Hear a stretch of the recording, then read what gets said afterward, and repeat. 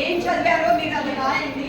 10th అయితే 10th, 5th అయితే 5th, 5వ తరగతి అయితే 5వ తరగతి, ఇంటర్మీడియట్, డిగ్రీ ఏదైతే అది రాయండి. ఈమెయిల్ ఐడి తెలిసిన వాళ్ళు రాయండి.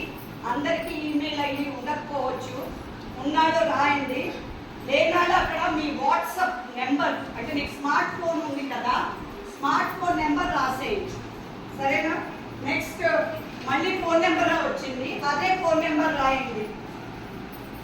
ఇంకోటి, ఇప్పుడు సపోజ్ మీ ఫోన్ నెంబర్ మీరు ఇస్తున్నారు ఇక్కడ, ఇన్ కేస్ మీ ఫోన్ నెంబరు ఎత్తకపోతే మేము వేరే వాళ్ళకి ట్రై చేయాలి.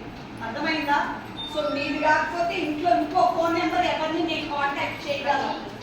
ఏదైనా మాకు అవసరం వచ్చి ఇప్పుడు మీకు ఇన్ఫర్మేషన్ ఇవ్వాలి, మీరు సెలెక్ట్ అయ్యారు, సెలెక్ట్ అయ్యాక మీకు ఫోన్ చేస్తాం మీ నెంబర్ చూసి. మీరు ఎత్తకపోతే ఇంకొక నెంబర్, రెండో నెంబర్